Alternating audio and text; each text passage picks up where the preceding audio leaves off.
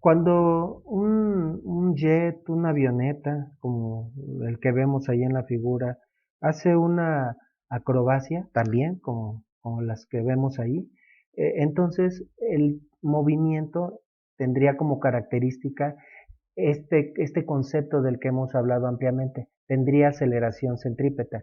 La aceleración centrípeta es un tipo de aceleración que se relaciona con los cambios de dirección. Se presenta cuando los cuerpos siguen trayectorias curvas, como algunos de esos jets, ¿verdad? Y con lo que hemos visto, podríamos determinar la aceleración centrípeta que experimenta dicho jet, ¿no? Vamos a concentrarnos en uno de esos 5 jets que se ven en la imagen, ¿no? Concentrémonos en este jet. ¿A qué sería igual la aceleración centrípeta? Y por otro lado, no solo hay aceleración centrípeta en su trayectoria, sino también que experimenta una fuerza centrípeta. Siempre que hay aceleración, hay una fuerza que está relacionada a esa aceleración. En el caso de la aceleración centrípeta, va a haber siempre de por medio una fuerza centrípeta, ¿no? ¿Qué tan intensa sería la fuerza centrípeta? ¿Qué efecto produciría en el jet? Bueno, aquí lo que queremos concentrarnos es ahora en aplicaciones de la aceleración centrípeta en este video, es hacia dónde vamos, ¿no? Entonces, ¿qué necesitaríamos? Bueno, necesitamos un par de datos, una velocidad y una distancia o longitud. ¿Qué tipo de velocidad? Ahí a su vez tenemos dos opciones, velocidad o rapidez lineal o velocidad angular. En el caso de un jet es más fácil medir su velocidad lineal. ¿A qué corresponde la velocidad lineal? Simple y sencillamente, ¿a qué velocidad se está moviendo el jet? Eso, el jet su velocidad se puede considerar como su velocidad lineal, ¿sí? Entonces necesitamos la velocidad del jet y también una propiedad que está relacionada con la trayectoria que sigue el jet, con la forma de esta curva que siguió y que podemos notar por el humo que dejó el jet, ¿verdad? A su paso. Entonces necesitamos una propiedad que se conoce y de la que hemos hablado previamente, como el radio de curvatura. Que el radio de curvatura puede cambiar de una sección a otra de esa trayectoria, ¿no? Por ejemplo, y puede ser que en otro punto ya no fuera el caso, la trayectoria que siguió el jet se puede considerar como parte de esa circunferencia imaginaria que estoy presentando. Esa circunferencia imaginaria tiene un centro y por lo tanto también tiene un radio. Y a ese radio se le llama radio de curvatura. Entonces, si yo conozco el radio de curvatura en ese punto y qué tan rápido se estaba moviendo el jet, puedo calcular cuál era su aceleración centrípeta. Enfatizo en ese punto. La aceleración puede estar cambiando, modificándose de un punto a otro de su trayectoria, sí, porque tal vez en esta parte el jet está siguiendo una curva más amplia que formaría como parte de una circunferencia más amplia o de mayor radio de curvatura, ¿no? Entonces, bueno, vamos a suponer que ese jet se mueve a 720 kilómetros por hora en el punto que había marcado y que su radio de curvatura que habíamos indicado y recordado a qué nos referimos es de unos 800 metros. ¿Cuál sería la, ¿Cuál sería la aceleración centrípeta que experimentó ese jet en ese punto? Bueno, hay que recordar cuál es la expresión para calcular la aceleración centrípeta. La aceleración centrípeta es igual a la velocidad lineal. Puedes ver los videos anteriores de esta misma lista de reproducción. Velocidad lineal al cuadrado entre el radio de curvatura. Esa es una de las dos formas en las que podemos calcular las dos fórmulas principales para calcular la aceleración centrípeta. Bueno, entonces, solo que antes de poder hacer el cálculo de la aceleración centrípeta, tenemos que transformar esa velocidad a metros por segundo para que el resultado nos quede en unidades del sistema internacional, en el metro sobre segundo al cuadrado. A su vez, para esto tenemos que recordar, lo cual también puedes ver en los temas anteriores, la equivalencia entre metros sobre segundo y kilómetros por hora. Y por ahí en alguno de los videos anteriores explicamos de dónde sale y que la equivalencia es que un metro por segundo es igual a 3.6 kilómetros por hora. Entonces, ¿qué tendríamos que hacer para transformar? Bueno, hay una de dos, ¿verdad? O multiplicar o dividir entre 3.6. En este caso, ¿qué tendríamos que hacer? ¿Qué dirías que tenemos que hacer? Bueno, ya lo hemos mencionado anteriormente, hay que dividir. y hay mucha complicación con esto, lo podemos plantear hasta como regla de 3. 1 metro por segundo es igual a 3.6 kilómetros por hora. Entonces, ¿a cuánto corresponde 720 kilómetros por hora? Recordando en el tema de regla de 3 que pues las unidades tienen que corresponder las que ponemos arriba, ¿verdad? O las que ponemos abajo tienen que ser iguales a las que ponemos arriba. Y al repasar cómo se hace una regla de 3 notamos que lo que se tendría que hacer sería dividir. Entonces, al dividir entre 3.6, el resultado serían 200 metros por segundo. Ese jet va tan rápido como para atravesar 2 campos de fútbol en un segundo, ¿verdad? Y son datos más o menos congruentes con lo que se puede manejar de velocidad de un jet y también con la trayectoria que está siguiendo en ese punto, ¿no? Entonces, ¿a qué sería igual la aceleración centrípeta? Lo estoy explicando rápido, ¿verdad? Porque este es un ejemplo. Y entonces sería igual a velocidad lineal al cuadrado, 200 metros sobre segundo, al cuadrado entre el radio de curvatura. También el cálculo lo voy a hacer rápido. En los videos anteriores puedes ver con más calma, con más detalle estos cálculos, entre 800 metros, ¿verdad? En el numerador tendríamos un 40.000, ¿sí? 200 al cuadrado son 40.000 metros cuadrados sobre segundo cuadrado. También las unidades se elevan entre 800 metros. Si haces esa operación con calma, te va a dar un 50. Si analizas con calma sus unidades, nos quedarían metros sobre segundo cuadrado, es decir, unidades de aceleración. ¿Sí? Entonces, en ese punto, la aceleración sería como de 50 metros sobre segundo al cuadrado.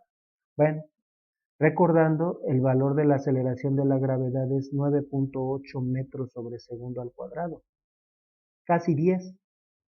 Eso quiere decir que en ese punto, ese jet experimentó una aceleración centrípeta y por lo tanto una fuerza centrípeta como 5 veces mayor a la de la gravedad, un poco más de 5 veces, ¿sí? Si yo multiplicara por 5 el valor de la gravedad, esto sería igual a 49 metros sobre segundo cuadrado, casi 50, el valor que calculamos. Entonces, ahí la aceleración centrípeta sería un poco más de 5 veces el valor de la gravedad. Y a veces, tanto la aceleración como la fuerza centrípeta se miden con relación o sí, utilizando como factor el valor de la gravedad. Y se podría decir así también, ¿eh? Así se maneja. El jet puede soportar aceleraciones de hasta 5 Gs. Bueno, entonces, o fuerzas de hasta 5 Gs. Bueno, entonces, o 10 Gs, bueno, ahí podríamos ver cuál es el récord, ¿no? Incluso de un jet, hasta hasta qué aceleración puede alcanzar o qué fuerza puede experimentar, ¿verdad? Entonces, si quisiéramos sacar el valor, y por ejemplo, en algún texto dice, tal jet soporta una fuerza de 8 Gs, lo único que tenemos que hacer es multiplicar eso por 9.8 para, en primer lugar, sacar la aceleración centrípeta, ¿sí?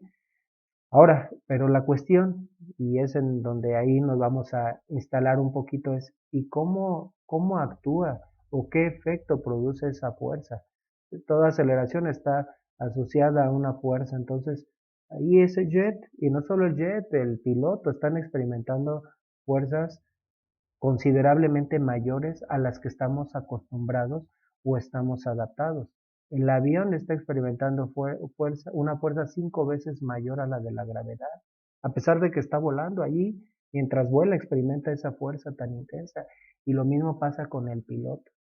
En el caso del avión, pues esa fuerza centrípeta, que para calcularla lo único que tendríamos que hacer es al resultado de aceleración centrípeta multiplicarlo por la masa del avión o del jet, recordando que la fuerza es igual a masa por aceleración.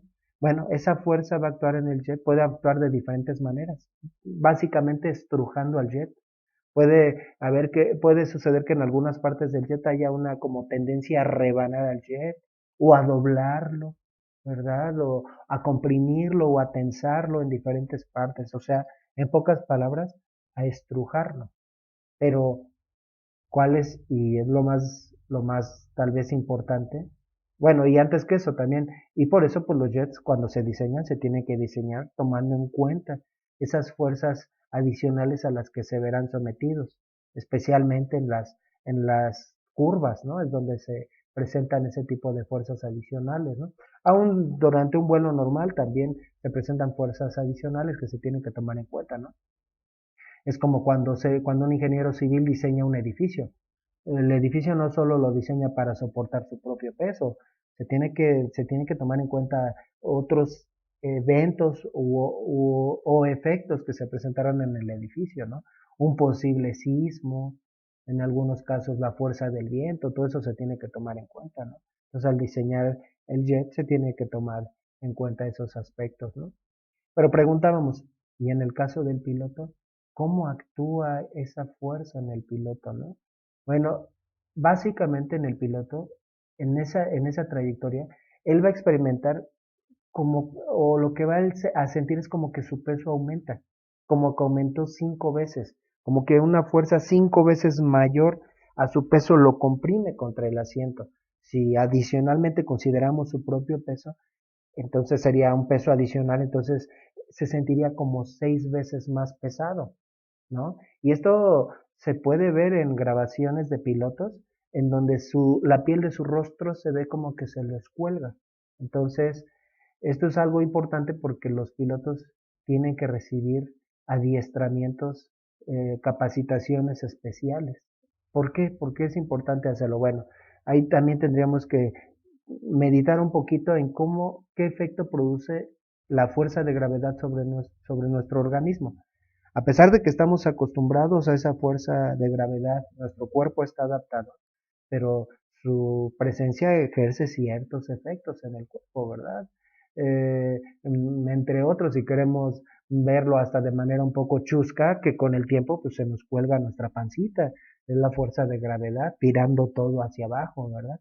Pero no solo eso, desde nuestra tierna infancia también la fuerza de gravedad ejerce otros efectos. Por ejemplo, si estamos parados, ¿verdad? En posición vertical, entonces la fuerza de gravedad genera que los fluidos de nuestro cuerpo, específicamente la sangre, se concentre más en la parte inferior de nuestro cuerpo, ¿sí? Entonces hay más sangre en la parte inferior que en la parte superior de nuestro cuerpo. Y no solo hay más sangre, sino también otra propiedad asociada a esta, que es la presión, de la cual pues estamos como desviándonos un poco, la presión sanguínea o presión hidrostática, ¿no? En las partes inferiores de nuestro cuerpo, si es que estamos parados, porque si estamos acostados, entonces la sangre se distribuye más o menos de manera homogénea y lo mismo la presión sanguínea. Pero si estamos parados, en la parte inferior de nuestro cuerpo hay más sangre y por lo tanto más presión sanguínea.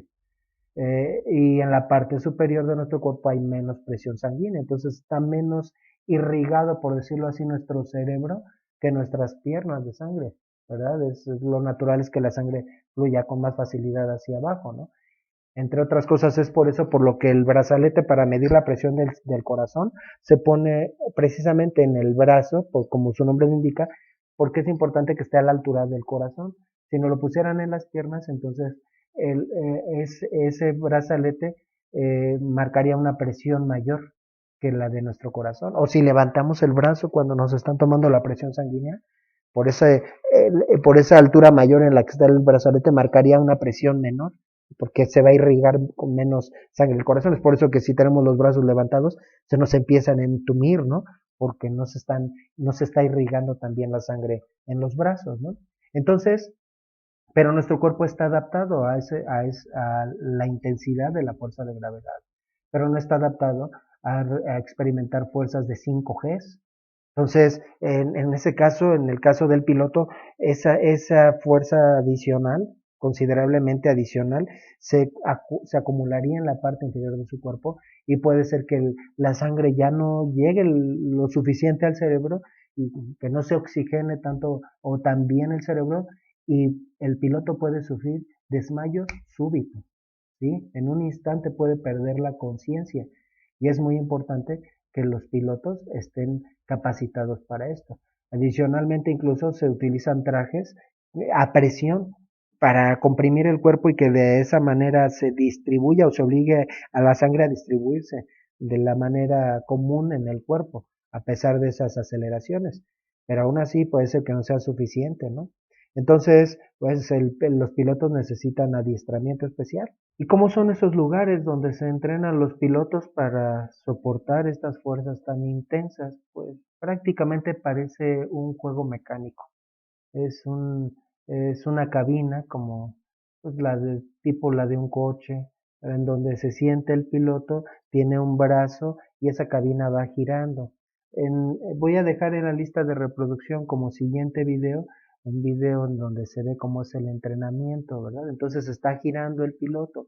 Ese giro, ¿verdad? Va a hacer que también la sangre por esas fuerzas adicionales no se distribuya de manera como la forma regular o habitual en el cuerpo, ¿verdad? Habría una tendencia que en ese caso, si estás de acuerdo conmigo, estás sentado en un juego mecánico que está dando vueltas, entonces la sangre se acumularía más de un lado de tu cuerpo que del otro, ¿sí? Estaría más bañada la mitad de tu cuerpo que la otra mitad. Sin embargo, así no es como se distribuye la sangre en el cuerpo, ¿verdad? Se distribuye más en los pies que en la cabeza, no más de un lado que del otro.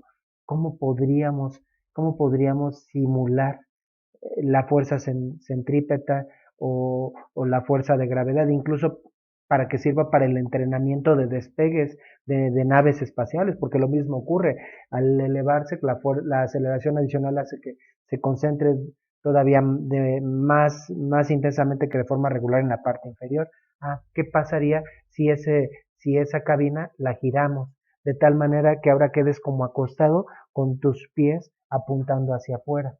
Entonces al girar, ahora sí la sangre se distribuiría como se distribuye por el peso, ¿verdad? De cualquier forma, incluso aunque se distribuyera más de un lado en un hemisferio, basta con que una parte del cerebro no reciba el oxígeno suficiente para perder la conciencia, ¿verdad? Entonces, más rápido sea el giro, en el caso de esos lugares de entrenamiento, el brazo, sí, el brazo al que está unido esa cabina, pues no cambia su longitud, siempre la longitud es la misma. Entonces, solo para simular una fuerza más o menos, una fuerza centrípeta o aceleración centrípeta más o menos intensa, lo único que hay que modificar es la velocidad de giro, ¿verdad? Entonces, como te menciono, voy a poner en la lista de reproducción ese video, es muy interesante, te recomiendo mucho que lo veas, en donde se ve también como la verdad es que los que están ahí no se ve que la estén pasando bien, ¿eh? No vayas a pensar que como es un juego mecánico, a estar divertidísimo, ¿no? Ponen rictus de dolor y cuando ya la aceleración es muy intensa, se ve en algunos momentos cómo se pierde la conciencia, ¿verdad? Entonces, pero es para que se adapten, porque imagínate que eso le pasara a un piloto mientras está en vuelo, pues la muerte, ¿verdad? Entonces, tiene que adaptarse previamente, ¿no? Entonces, con base en eso voy a hacer el siguiente ejercicio, vuelvo a repetir, tercera vez, para que te quede una idea más clara del ejercicio, puedes ver antes de resolverlo el video siguiente y luego regresas al ejercicio, ¿verdad? Para que quede claro a qué me estoy refiriendo. Bueno, vamos a hacer el siguiente ejercicio. Muy bien, dice el enunciado. Ahí está una centrífuga humana que se usa para entrenar a pilotos de jets. Tiene una cabina unida a un brazo de 8 metros. Si dicha cabina se mueve con un periodo de 3 segundos por ciclo, ¿cuál es la magnitud de la aceleración centrípeta? Entonces está girando con respecto a este punto la cabina, el brazo mide 8 metros. Bueno, ahí el piloto no estaría en la posición que habíamos descrito, lo estamos viendo desde arriba. Eso haría más bien que se acumulara más la sangre en la parte exterior de la trayectoria que siga, ¿verdad? De ese círculo que va a dibujar, que de la parte interior.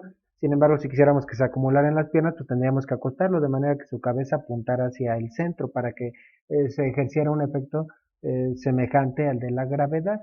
Bueno, pues ¿cuál sería la magnitud de la aceleración? Bueno, aquí vamos a recordar algunos conceptos. Aquí el dato que nos están dando, bueno, es uno, el radio de giro que corresponde al brazo al que está unido esa cabina, es de 8 metros. Y el periodo que se mide, que es igual a 3 segundos por ciclo. ¿Cómo interpretamos ese resultado? Eso quiere decir que esa cabina va a tardar 3 segundos en completar una vuelta, ¿verdad? Bueno, pudiera parecer lento y no es tan lento. Esa velocidad, como vamos a ver, puede generar una aceleración considerable, 3 segundos en dar una vuelta. Bueno, incluso hasta si nada más para recordar, si no hemos olvidado, la frecuencia es igual al inverso del periodo, entonces la frecuencia sería igual a un tercio de ciclo por segundo o un tercio de hertz. Eso quiere decir entonces, si lo vemos o sea, de la forma inversa, que en un segundo esa cabina va a completar una tercera parte del ciclo, ¿verdad? Bueno, pues entonces ahora vamos a recurrir a la otra forma para calcular la aceleración centrípeta. La aceleración centrípeta también se puede calcular. En este caso es más práctico utilizar esta expresión, omega cuadrada r, donde omega es la velocidad angular, que está relacionada tanto como con el periodo con la frecuencia. Es otra forma de medirlo, qué tan rápido está girando esa cabina. Bueno, ahí tenemos dos fórmulas para calcular la velocidad angular, que puedes repasar en los primeros videos de esta lista de reproducción, y que es igual a 2pi por la frecuencia o 2pi entre el periodo. Muy bien, entonces ahí están fórmulas que hemos visto previamente, pues vamos a sustituir los datos que tenemos y como ya hemos mencionado, esta fórmula está hecha para que el resultado ya esté en radianes sobre segundo. ¿Por qué? Es algo que ya hemos explicado previamente. Entonces el 2pi lo podemos manejar como 6.28, entonces sería 6.28 entre el periodo, que en realidad también hemos dicho es que es solamente una conversión entre 3 entre 3 segundos por ciclo. Sin embargo, esos ciclos pues como que no les vamos a hacer caso y el resultado quedaría en radianes por segundo. Es otra forma de medir el giro y el radian también es una medida de ángulo, ¿verdad? Entonces sería 6.28 entre 3, el resultado serían 2.09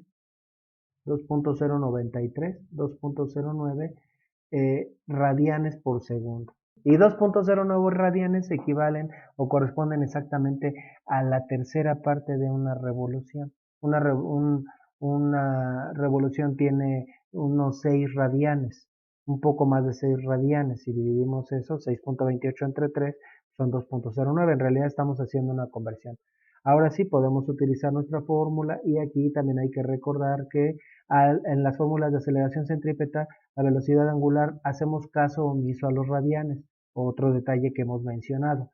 Entonces, lo manejamos como 2.09, bueno, vamos a necesitar un paréntesis porque vamos a elevar al cuadrado, 2.09, 1 sobre segundo solamente al cuadrado por el radio de curvatura, por 8 metros. Tal vez tengamos ahí el valor exacto en la calculadora con sus decimales que sobran, entonces elevamos al cuadrado ese resultado y luego por 8, el resultado serían 35.05. Ya directamente 35.1, ya redondeando a 3 cifras significativas, ¿qué unidades tendríamos? Aquí ya después de elevar al cuadrado tendríamos esto al cuadrado nos quedaría 1 sobre segundo cuadrado y todavía multiplicado por metros, entonces estos metros multiplican al numerador y nos van a quedar unidades de aceleración, metros sobre segundo al cuadrado. Con ese giro que pues parecía que era lento, ligero, o sea, se tarda 3 segundos en dar una vuelta, bueno, pues eso genera una aceleración considerable, ¿verdad? Si lo comparáramos bueno, ahí terminamos el ejercicio, lo que voy a decir es adicional, pues si comparáramos este valor o lo tomáramos con respecto a la aceleración de la gravedad, dividiendo el resultado entre 9.8, para saber cuántas G son, bueno, serían eso entre 9.8 serían 3.57, prácticamente 3.6 gravedades. ¿Sí? Ahora, si el piloto estuviera como de ladito con sus pies hacia afuera, entonces él se sentiría sumándole a la gravedad adicional que ya posee como 4 veces más pesado, un poco más de 4 veces más pesado, ¿verdad? La sangre se acumularía más en sus pies como ya hemos mencionado previamente, ¿no? Bueno, pues vuelvo a enfatizar, hay que ver ese video para ver exactamente cómo es esta experiencia, ¿verdad? De los pilotos. Bueno, vamos a hacer ahora el siguiente ejercicio. ¿Cuál debe ser el periodo para que en la centrífuga del ejercicio anterior se experimente una aceleración de 8 Gs? Bueno, es una aceleración mayor. La de anterior habíamos dicho que era como 3.57 Gs. Ahora la pregunta sería, ¿tendría que girar más rápido o más lento esa centrífuga? Bueno, de alguna manera seguramente te imaginarás, tiene que girar más rápido. Entre más rápido sea el giro, la aceleración centrípeta será mayor. Ahorita lo vamos a comprobar. Entonces, para que sea exactamente de 8 Gs la aceleración, entonces, ¿qué tan rápido tiene que ser el giro? En otras palabras, así lo podemos ver, ¿no? Entonces, ahora es como el ejercicio anterior, pero ahora nos vamos hacia atrás. Tenemos como aceleración centrípeta que la aceleración es de 8 Gs. Recordando, pues G es igual a 9.8 metros sobre segundo al cuadrado. Necesitamos primero la aceleración centrípeta en metros sobre segundo al cuadrado. Lo único que tenemos que hacer es multiplicar ese 8 por 9.8. 8 por 9.8, el resultado serían 78.4. O sea, ¿qué tan rápido tiene que ser el giro para que la aceleración sea de 78.4 metros sobre segundo al cuadrado? ¿Verdad? Bueno, ¿podrá soportar una persona ese valor de aceleración? Bueno, habría que investigarlo. Entonces, también, como dice que es del ejercicio anterior, como dato también tenemos el radio que está relacionado con el brazo, el brazo mide lo mismo, 8 metros. Ahí están nuestras fórmulas, entonces, ¿qué tendríamos que hacer? Ahora, primeramente de la fórmula tendríamos que despejar la velocidad angular de la fórmula de aceleración centrípeta. Va a ser en dos pasos. Primero calcular la velocidad angular y después, con base en la velocidad angular, despejar el periodo, que es lo que nos están preguntando, ¿verdad? De esta expresión despejamos el periodo. Bueno, pues entonces vamos a hacer el despeje, entonces la velocidad angular, bueno, vamos a hacerlo por partes. En esta expresión, si dividimos ambos miembros entre el radio, o si ese radio lo paso dividiendo del lado izquierdo, nos quedaría aceleración centrípeta entre el radio es igual a la velocidad angular al cuadrado. Y luego, si sacamos raíz cuadrada a ambos miembros de la expresión, bueno, se anularía con este cuadrado, o bien para decirlo como lo decimos coloquialmente, pasando ese cuadrado como raíz del lado izquierdo y dándole vuelta a la igualdad, nos quedaría que la velocidad angular sería igual a la raíz cuadrada de la aceleración centrípeta entre el radio de curvatura. Entonces, ¿cuál sería la velocidad angular? Velocidad angular sería igual a la raíz cuadrada de, vamos a sustituir, aceleración centrípeta 78.4 metros sobre segundo al cuadrado entre el radio de curvatura, entre 8 metros. Si analizamos las unidades, bueno, pues ahora sí vamos a hacerlo porque no habíamos hecho ese despeje.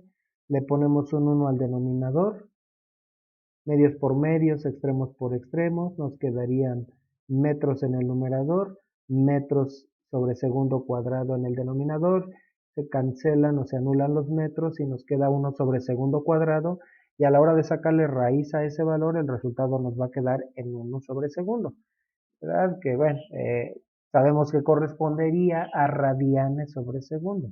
¿Sí? Si no mal recuerdas, cuando sustituimos en la fórmula de aceleración centrípeta, no consideramos los radianes, se los quitamos. Bueno, pues al calcular la velocidad angular, como que los recupera, por decirlo de alguna manera, ¿no? Entonces, bueno, 78.4 entre 4, vamos a hacerlo en un paso, entre 8, perdón, 78.4, dentro de la raíz nos quedaría un 9.8.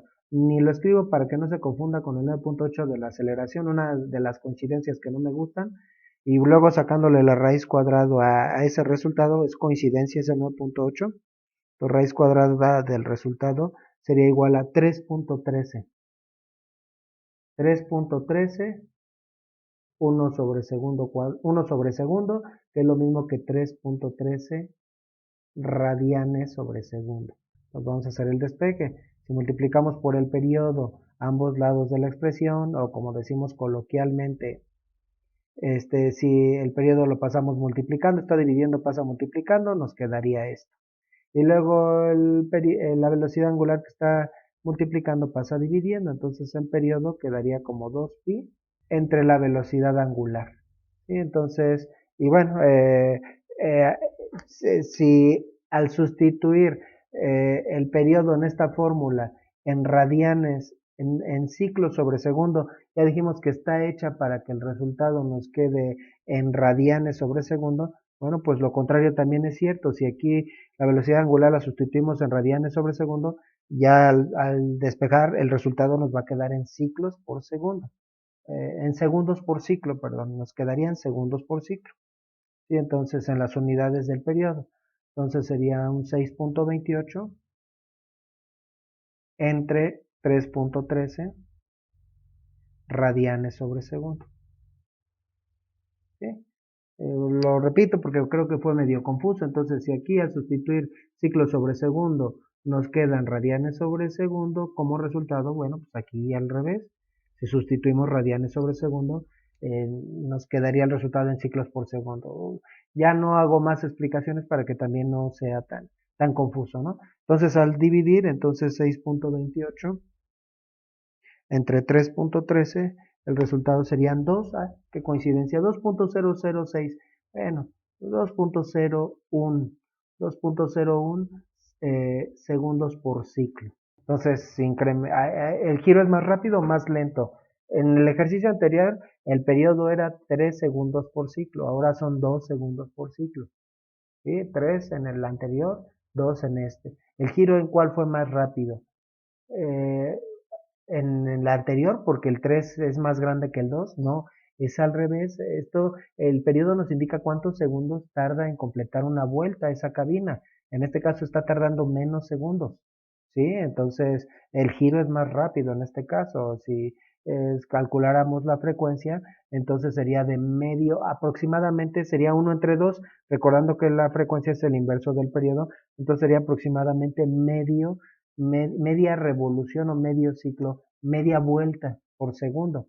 En el caso anterior era una tercera parte de vuelta por segundo. Entonces aquí con ese, digamos, ligero incremento, fíjense, se incrementó, digamos, ligeramente o se redujo ligeramente el periodo de 3 a 2 y con eso se incrementa considerablemente la aceleración centrípeta de 35 a 78.4 metros sobre segundo al cuadrado.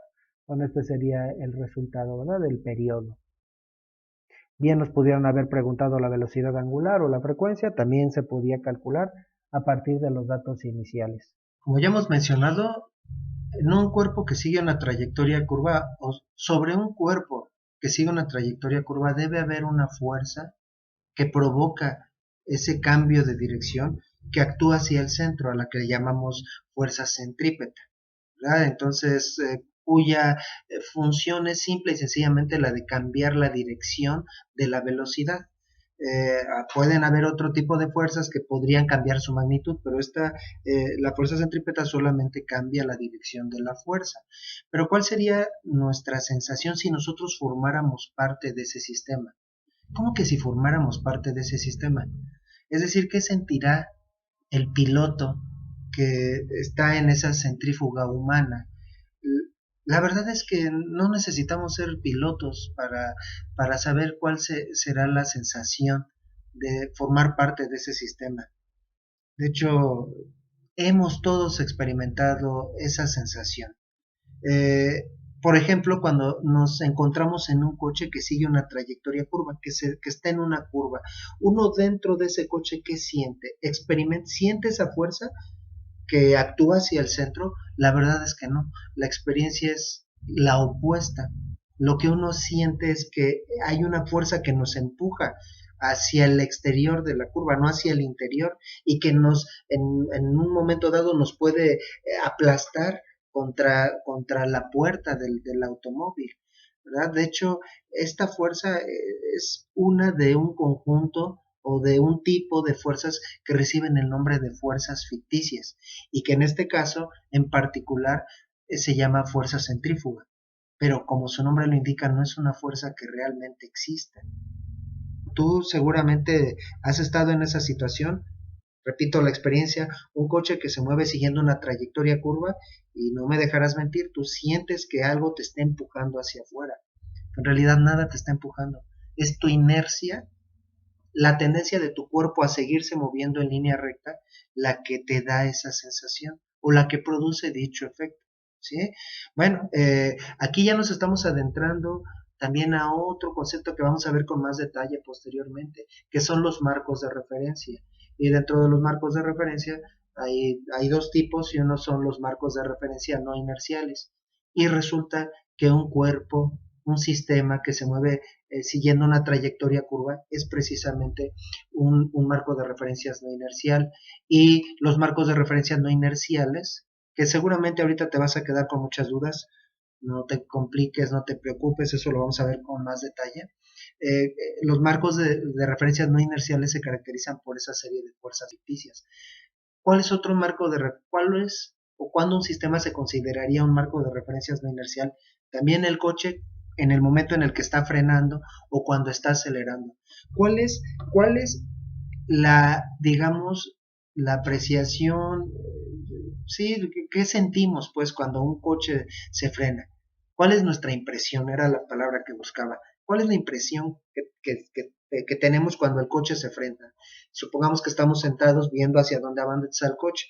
Nuestro cuerpo se mueve hacia adelante y aparentemente es como si alguien nos hubiera empujado hacia adelante. No, no, al contrario, lo que pasa es que nuestro cuerpo tiende a conservar el estado de movimiento que tenía, tiende a moverse hacia adelante, entonces esa sensación también la produce una fuerza ficticia, no hay ninguna fuerza.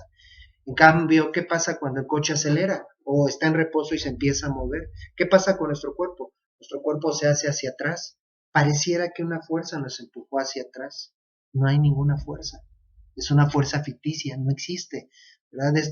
Esto se debe a que nuestro cuerpo está en reposo y como dice la primera ley de Newton, tiende a permanecer en reposo nuestro cuerpo, ¿verdad? Entonces, en el caso de un coche que se mueve en una trayectoria curva, ¿por qué nuestro cuerpo se hace de lado, empujando la puerta, por ejemplo, del coche?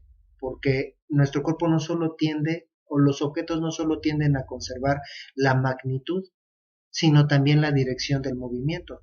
Pero la impresión es tan real, es decir, en ese sistema uno juraría que actúa esa fuerza, que cuando se analizan matemáticamente los problemas, a veces se incluyen esas fuerzas para poder resolver problemas, aunque no existen, aunque son fuerzas ficticias, aunque solo se trata de la inercia, ¿verdad? La experiencia es tan real que incluso en nuestro cuerpo pasan cosas como si realmente actuara esa fuerza. Por ejemplo, la gravedad, que es una fuerza real que jala de nosotros hacia abajo, ¿qué efecto produce?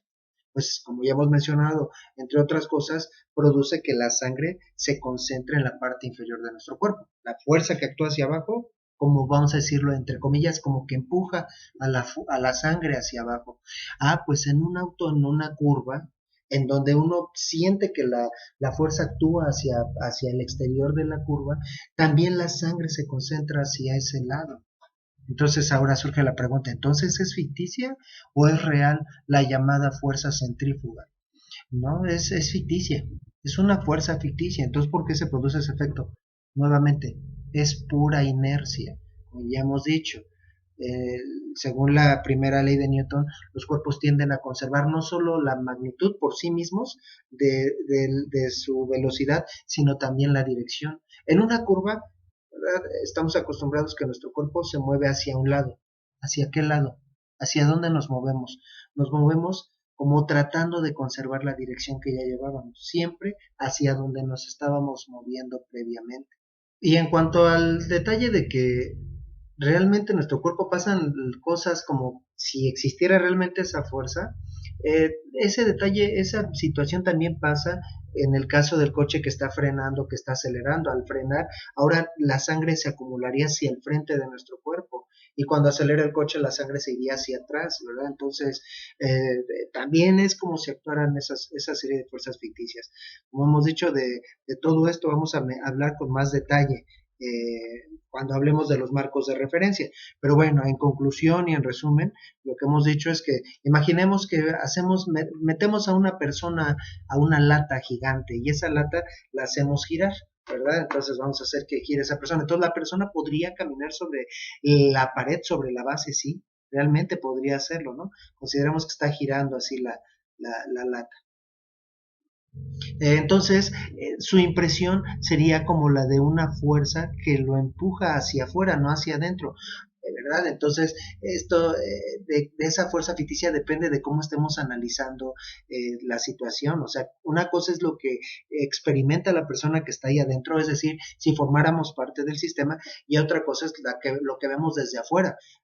Si estamos viendo, nosotros estamos viendo a la persona, no somos la persona, entonces realmente entendemos que hay una fuerza que actúa hacia el centro, que hace que esa lata siga esa trayectoria circular y que a su vez transmite esa fuerza sobre la persona. La base de la lata es la que empujaría a la persona. Ahí en el caso de la persona no es directamente la cuerda que está haciendo girar a la lata la que ejerce la fuerza sobre la persona, sino el piso, ¿verdad? La base en donde está apoyada la persona es la que la empuja hacia el centro, ¿verdad? Entonces realmente aquí es una cuestión de la tercera ley de Newton. Simple y sencillamente la persona está empujando a la base y su impresión es que algo lo está empujando hacia afuera porque la base primeramente lo está empujando hacia adentro a la persona, ¿verdad? Entonces es una situación análoga a la fuerza de gravedad. Y tal vez tú lo has experimentado, ¿no? A lo mejor has hecho esta actividad. Eh, Llenar una cubeta con agua más o menos hasta la mitad o un poco menos, no importa tanto, la cantidad no importa tanto, ¿verdad? No se llena tanto para evitar accidentes y luego sujetar esa cubeta y hacerla girar con la mano, ¿verdad? Y bueno, nos gusta mucho porque cuando somos niños y niñas, porque aunque la cubeta esté de cabeza, el agua no cae. Pareciera como que una fuerza empuja al agua hacia el fondo en todo momento. Nuevamente, en realidad es una impresión, el agua tiende siempre a moverse de manera tangencial, tiende a moverse de manera tangencial a la trayectoria, no de manera perpendicular, ni hacia adentro ni hacia afuera. Por la inercia siempre tiende a conservar la dirección del movimiento y eso implica que se tiende a mover de manera tangencial. Y eso es una demostración de que la fuerza centrífuga es ficticia. Si fuera real, por ejemplo, pensemos en una piedra, la piedra de David y Goliat, ¿verdad? Entonces una onda, está girando la onda. Entonces, si la fuerza centrífuga fuera real, si cortáramos esa cuerda, la cuerda que hace girar a la piedra, entonces la piedra tendría que salir disparada hacia afuera y realmente la piedra sale disparada de manera tangencial. ¿Qué es lo que determina hacia dónde se va a mover la piedra? Lo que lo determina es la inercia, el principio de inercia. ¿Verdad? ¿Hacia dónde se va a mover? Siguiendo la última trayectoria que le permitió tener la cuerda. Cuando ya no hay cuerda, entonces la piedra va a seguir una trayectoria en línea recta. Bueno, pues entonces, tomando como base esta idea, entonces nosotros podríamos generar una gravedad ficticia, ¿sí? ¿Qué tendríamos que hacer? Pues tener un sistema en el que estuviéramos girando y a ese giro darle las características necesarias. ¿Y cómo le podemos dar esas características? Con la medida del radio de curvatura y la velocidad del giro, para que de esa manera pudiéramos tener un giro con una aceleración igual a la de la gravedad. Se podría hacer eso. Y de hecho, a donde voy, ¿verdad? Y era la parte final de esta idea, son las colonias espaciales. ¿Cómo se piensa que se podría hacer una colonia espacial? Bueno, el detalle de una colonia espacial es la ausencia de gravedad. ¿Cómo podríamos simular la gravedad? Pues en una colonia giratoria. ¿Y cuál es la idea que se tiene para poder hacer esa colonia giratoria? Pues hacer una colonia, una nave gigantesca, vamos a decirlo, pero en forma de qué? Y eso tal vez tú lo has visto en algunas películas de ciencia ficción, en forma de una dona gigantesca. Y te aseguro que si eres medio aficionado o aficionada a las películas de ciencia ficción, has visto eh, eh, colonias espaciales o naves espaciales, ¿verdad? Con esta forma. No me vas a dejar mentir, ¿verdad? Ve uno una cosa en forma de una dona gigantesca. Así se considera que se podría hacer una colonia espacial. Bueno, o hay naves que tienen una parte, aunque más pequeña, que tiene forma de dona. Entonces, en ese caso, bueno, pues sobre todo los cuerpos que están dentro de esa dona sobre la dona misma habría una fuerza, tendría que haber una fuerza hacia el centro que le dé ese movimiento de giro. Pero las cosas en su interior sentirían que hay una fuerza que los empuja hacia afuera, por eso entonces todas las cosas tendrían que ponerse, las casas y todo lo que va a llevar esa colonia hacia la parte exterior.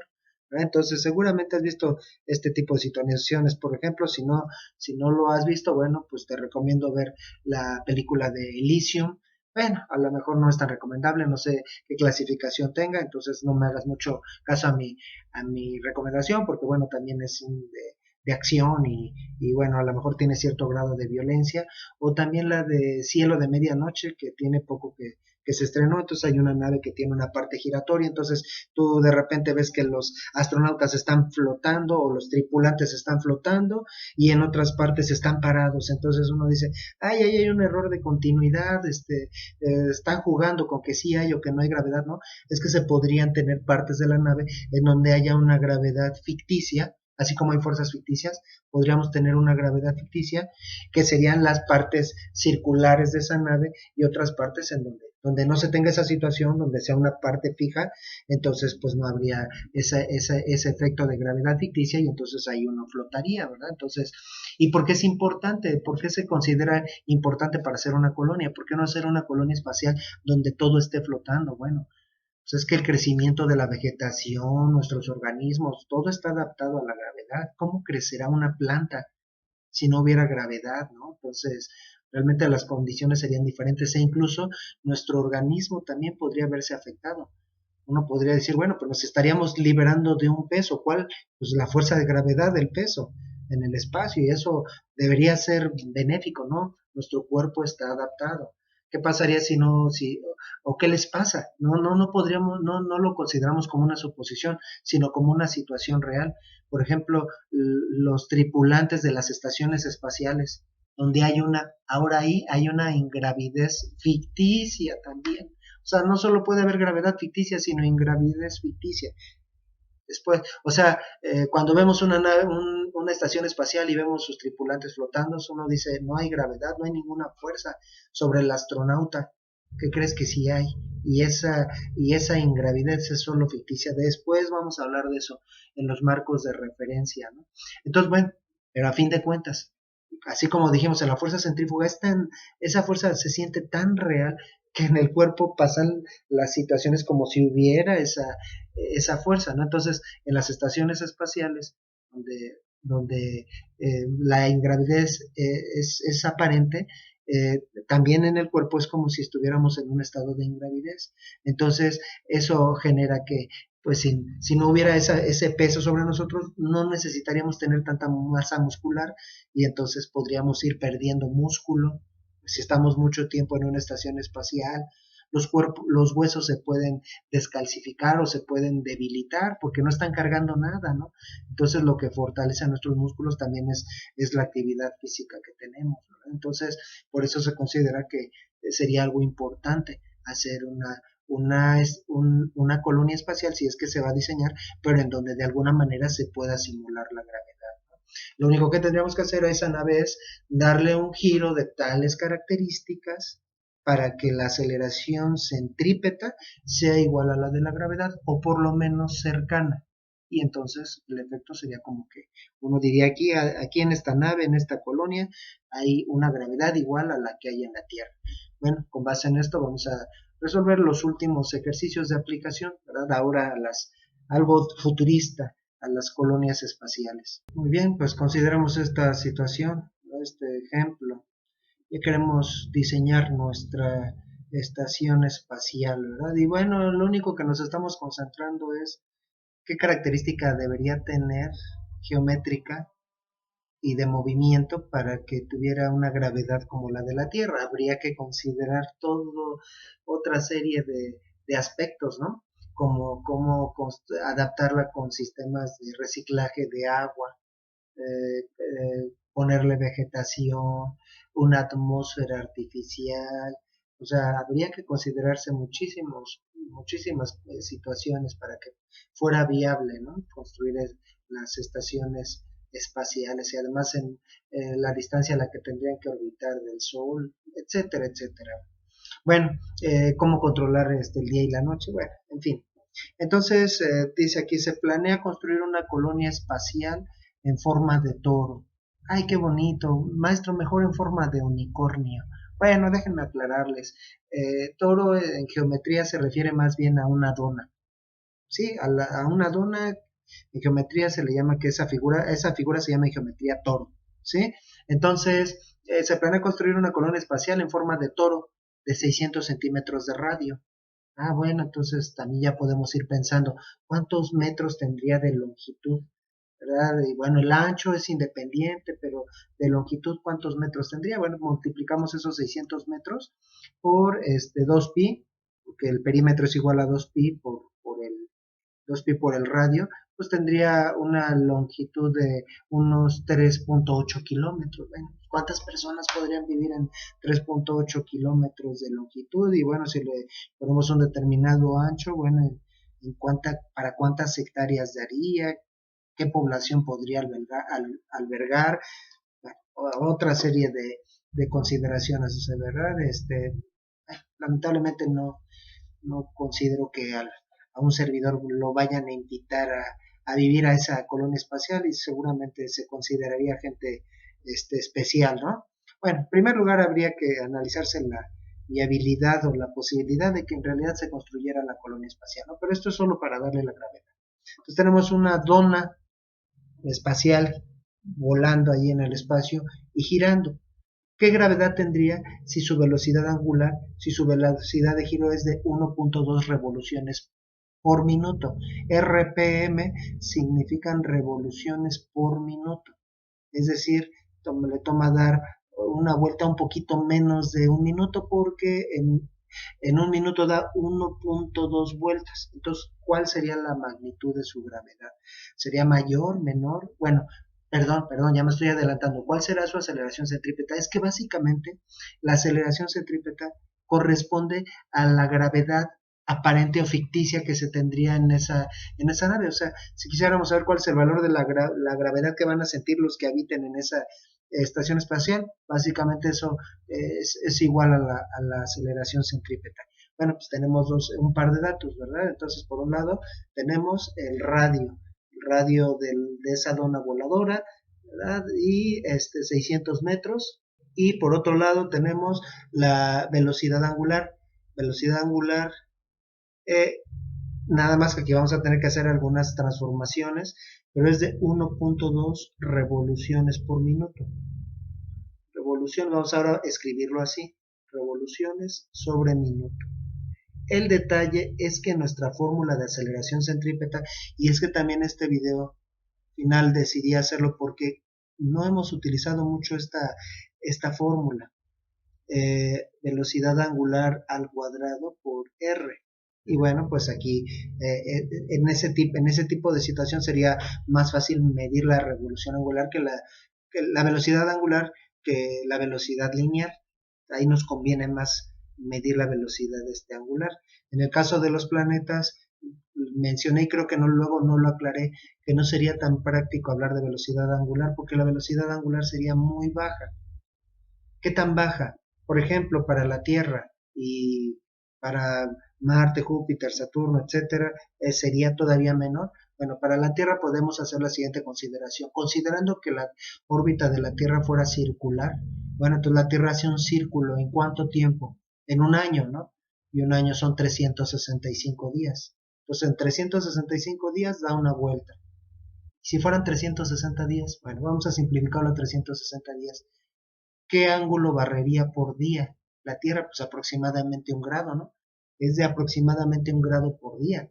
Bueno, no parece tan insignificante, pero a la hora de manejarlo en radianes, pues es un valor demasiado bajo. Entonces, por eso no conviene tanto la velocidad angular al hablar de un planeta, sino más bien la velocidad lineal. Pero en el caso de una colonia espacial, ahí sí queremos saber qué tan rápido gira la dona en cuanto a velocidad angular, no velocidad lineal.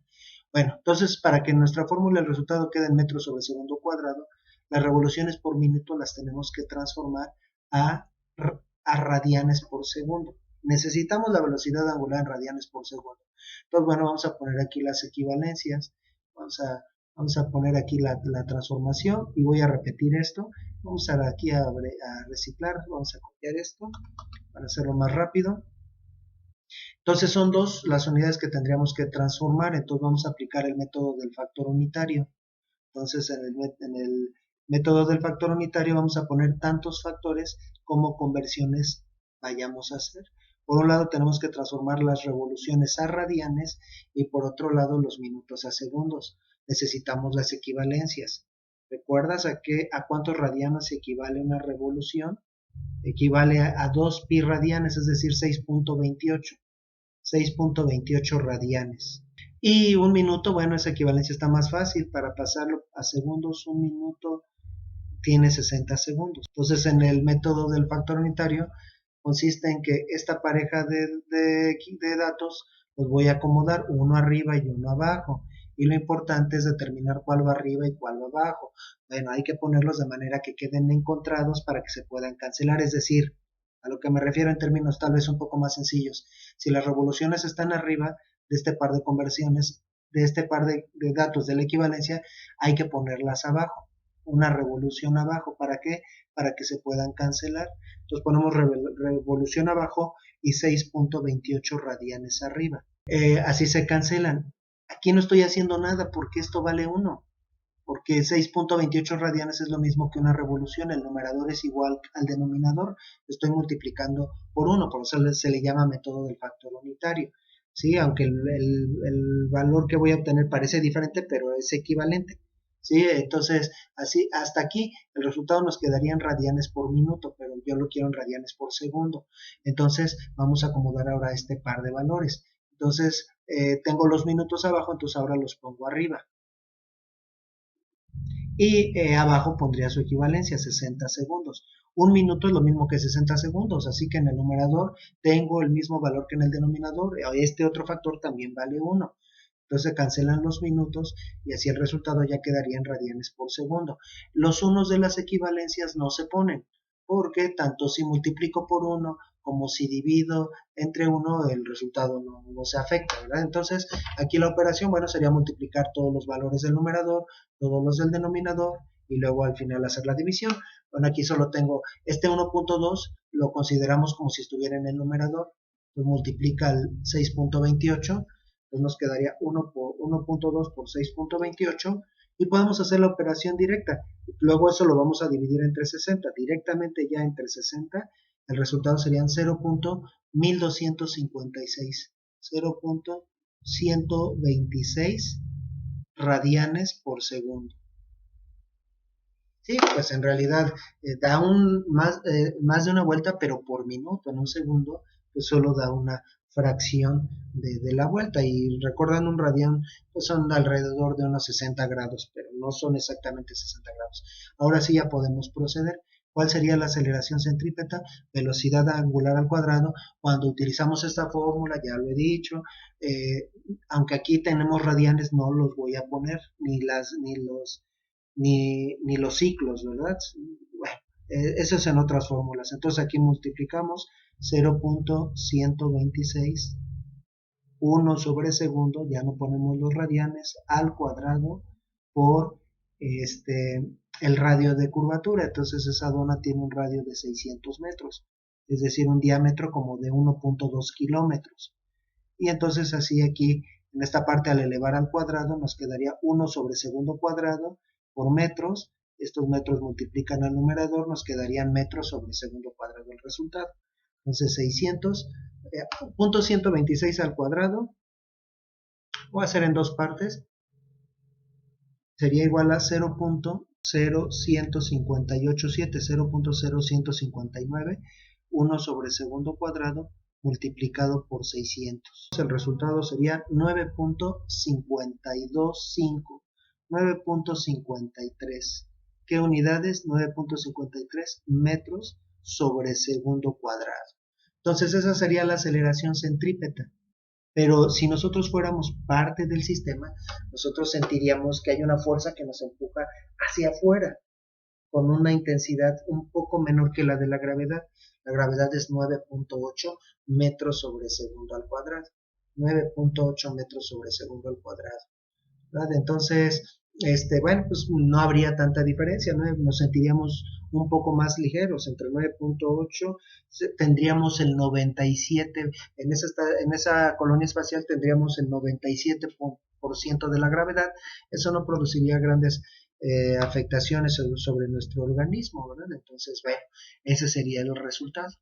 Sí, entonces, ¿cuánto pesaríamos ahí? Bueno, pues multiplicaríamos nuestra masa, los kilogramos, por ese valor de gravedad. Ahí termina este ejercicio. Ahora, ¿y qué pasaría si esa estación espacial fuera más grande o más chica, pero girara igual de rápido?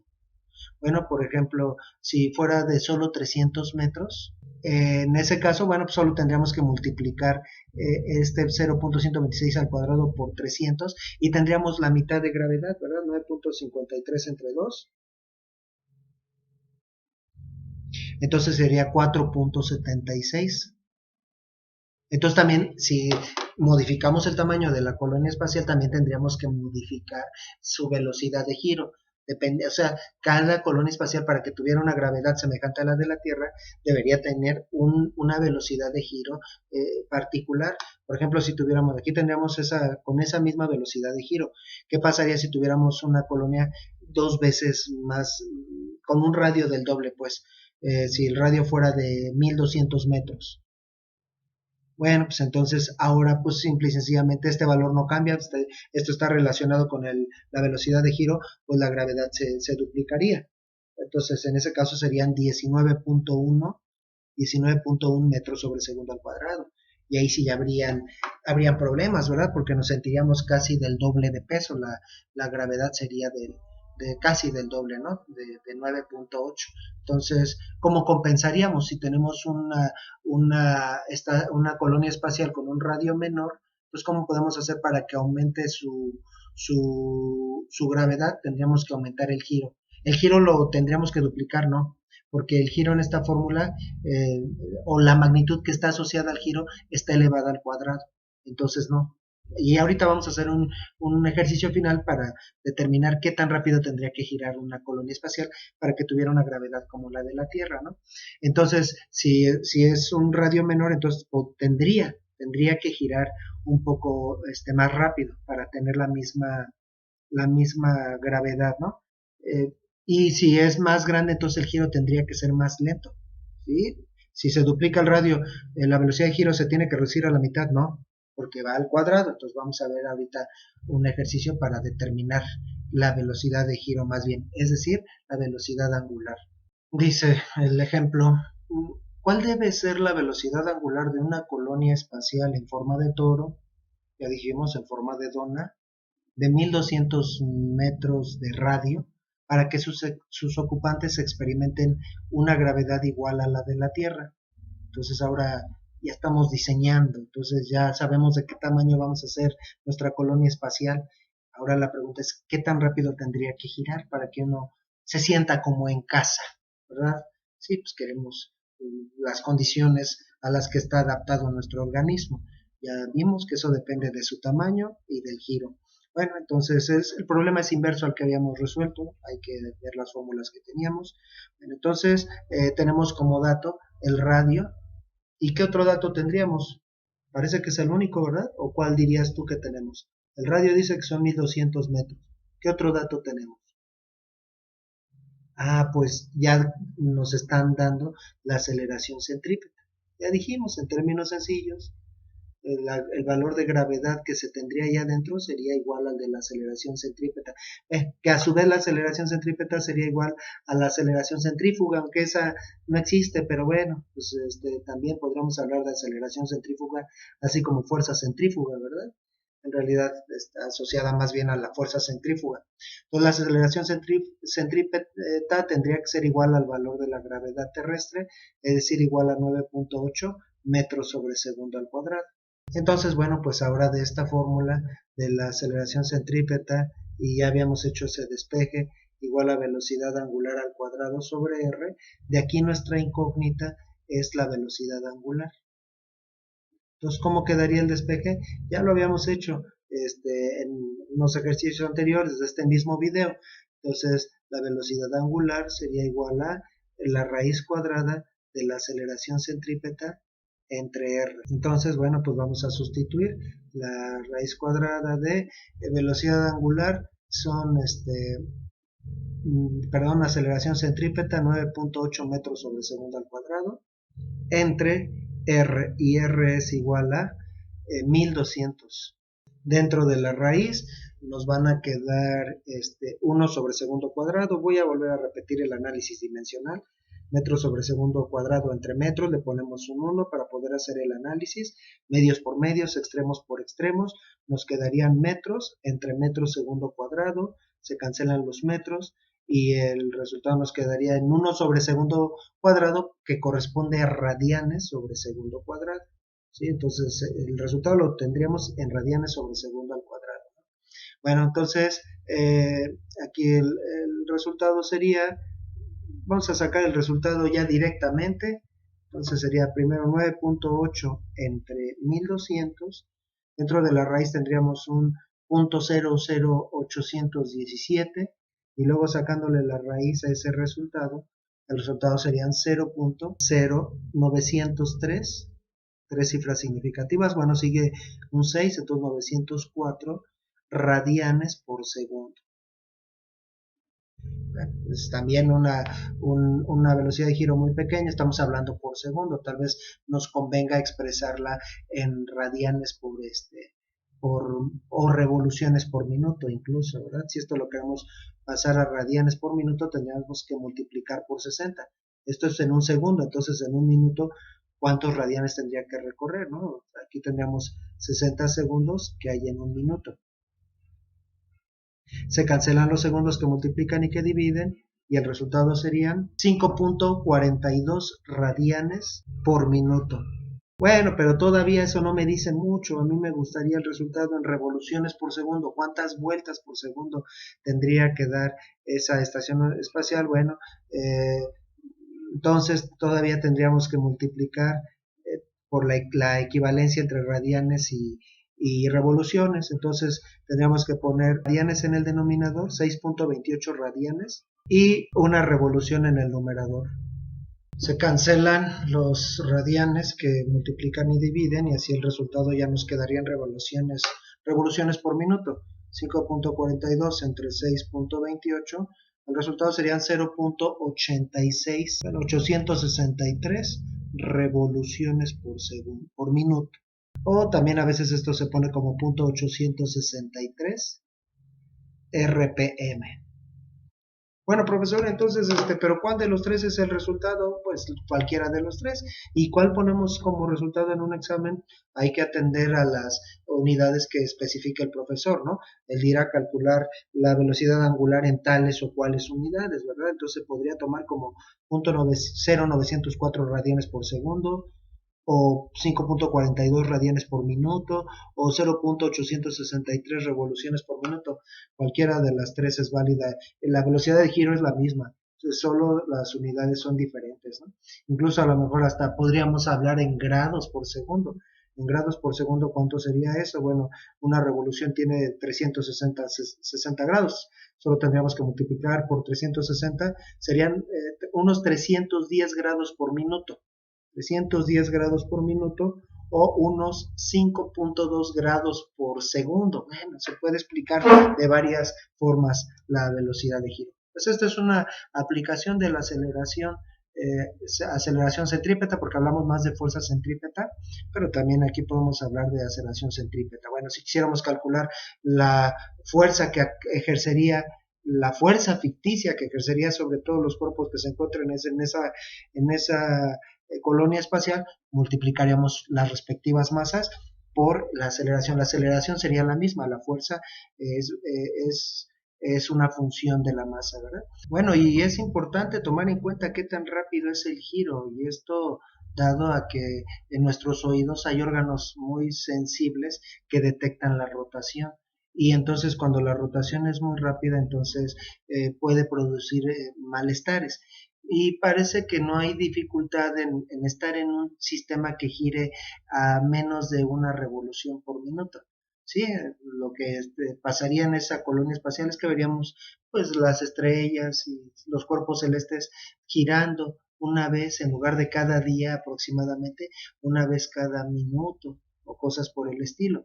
Sin embargo, ya a muchas personas les encuentran difícil acostumbrarse a rapideces de unas 2 o 3 revoluciones por minuto. Eso ya sería un poco molesto. Pero hay quienes, eso ya depende de la persona, hay quienes se pueden adaptar hasta unas 10 revoluciones por minuto, ¿verdad? Bueno, como ya hemos mencionado, la gravedad también dependería de la distancia al centro o del radio de curvatura. Así que si también hubieran plataformas en esa dona, o sea, no solo se pusieran, eh, eh, digamos, vegetación y casas en la parte externa, sino pusiéramos diferentes niveles, entonces hacia arriba, de una manera más o menos rápida, iría disminuyendo la gravedad. Entonces hasta se podrían poner plataformas para descansar o terapias para las personas que tienen lastimadas sus rodillas, por ejemplo, ¿no? Entonces, sin gravedad, entonces ya no habría ningún estrés o presión sobre las rodillas, ¿verdad? Pero bueno, pues esta es una aplicación a las colonias espaciales de la aceleración centrípeta, ya que creo que ya lo había mencionado, pues no habíamos trabajado tanto con este concepto, directamente trabajamos con fuerza centrípeta, pero también podemos concentrarnos en esta propiedad.